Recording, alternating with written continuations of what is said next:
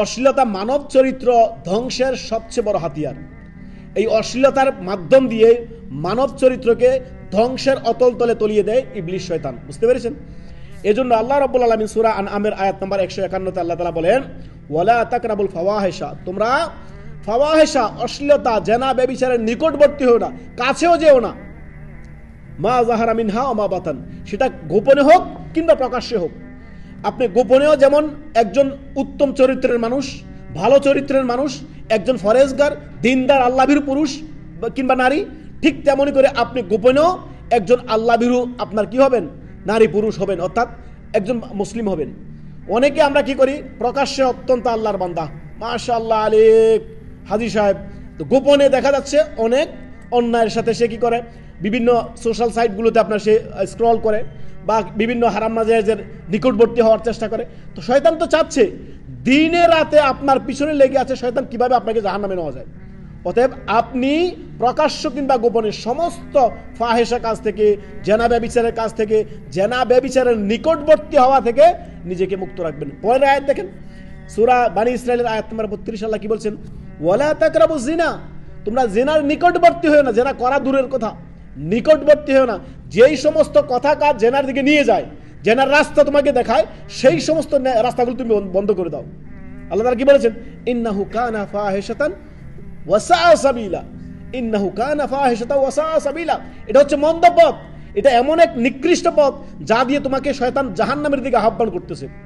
বহু দিনদার আল্লাহভীরু আপনার মুসলিম আপনার নারী পুরুষ রয়েছে, তারা আপনার আখলাক চরিত্র চমৎকার, ইবাদত বন্দেগী খুবই সুন্দর, লেকিন শয়তান তো খুঁজে রাস্তা খুঁজতেছে কোন রাস্তা দিয়ে আপনাকে ঘায়েল করা যায়।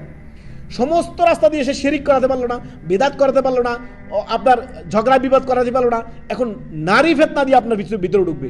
নারী ফিতনা বিভিন্ন অশ্লীলতার মধ্যে, সেটা হোক আপনার অশ্লীল কিছু দেখার মাধ্যমে কিংবা করার মাধ্যমে, শোনার মাধ্যমে, বিভিন্ন যে আপনার অশ্লীল কাজের যে কথা কাজগুলো হতে পারে সেগুলোর মাধ্যমে আপনাকে কি করবে?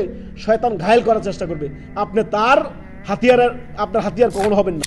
আপনি খেয়াল খুশি মনের পূজারী হলেন, আপনি প্রবৃত্তির পূজারী হলেন। আপনি মন চাচ্ছে আপনি হারাম নাজায়েজ করতেছেন, মন চাচ্ছে আপনি যেমন ইচ্ছা তেমন চলতেছেন, মন চাচ্ছে আপনি যেদিক ইচ্ছা সেদিক যাচ্ছেন। না, আপনি তো এমন হবেন না। আপনি তো আল্লাহর বান্দা, আপনি তো আল্লাহর বান্দি। কেন আপনি মনের খেয়াল খুশি চলবেন? মনকে পবিত্র করুন, সমস্ত অন্যায় কথা কাজ থেকে আল্লাহর সন্তুষ্টির জন্য আল্লাহর ভয়ে বেঁচে থাকুন। সুবহানাল্লাহ।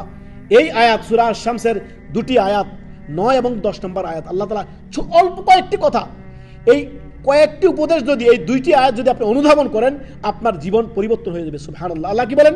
কদ আফলাহা মান যাক্কাহা, যে সফল তো তারাই যারা কি করেছে? মনকে, নিজের আত্মাকে পবিত্র করেছে। যাক্কাহা, আত্মাকে কলুষিত করে দেয়নি, আত্মাকে পবিত্র রেখেছে সমস্ত অশ্লীল কাজ থেকে, সমস্ত ফাহিশা থেকে, সমস্ত গুনাহ থেকে, সমস্ত মাসিয়াত থেকে, সমস্ত অন্যায় কথা কাজ থেকে নিজে বেঁচে থেকেছে।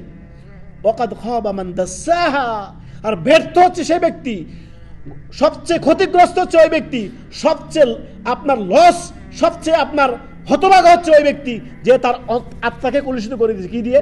জেনা ব্যভিচার, হারাম নাজায়েজ, সুদ ঘুষ দিয়ে, সমস্ত অন্যায় দিয়ে নিজের আত্মাকে, নিজের জীবনকে পরিপূর্ণ করে দিয়েছে। সে হচ্ছে ব্যর্থ, খাবা, অসফল। সে কখনোই সফল না যে আল্লাহ এবং কি তার রাসূল থেকে দূরে যাচ্ছে। প্রকৃতপক্ষে সফল হচ্ছে ওই ব্যক্তি যে ব্যক্তি আল্লাহ এবং কি তার রাসূল সাল্লাল্লাহু আলাইহি ওয়াসাল্লামের আনুগত্য অনুসরণ করেছে। সুবহানাল্লাহ।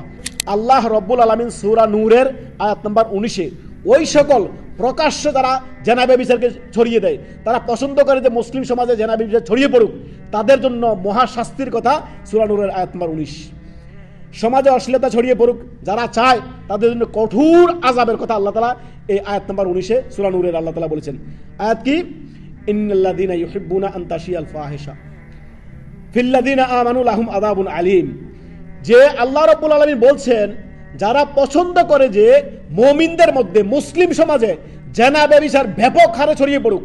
এই যে নায়ক নায়িকারা এরা জেনা ব্যভিচার ছড়াচ্ছে না, এই যে যারা কাপল ব্লগার আছে এরা জেনা ব্যভিচার ছড়াচ্ছে না। বিভিন্ন সোশ্যাল মিডিয়ায় ঢুকলে আপনি দেখবেন নারীর জন্য, আপনার অর্ধনগ্ন নারী পুরুষের জন্য আপনার ঢোকায় মুশকিল হয়ে পড়েছে। তো এরা কি প্রকাশ্যে জেনা ব্যভিচার ছড়িয়ে দেওয়া না? এটা দেওয়া হচ্ছে না?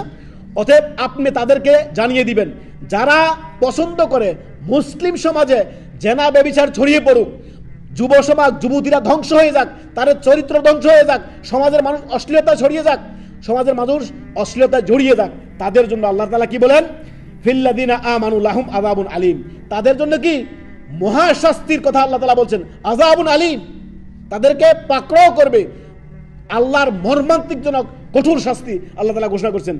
তারপর আল্লাহ তাআলা বলেন ফিদ দুনিয়া ওয়াল আখিরা, দুনিয়া এবং আখিরাতে তারা এই পাপের শাস্তি পাবে।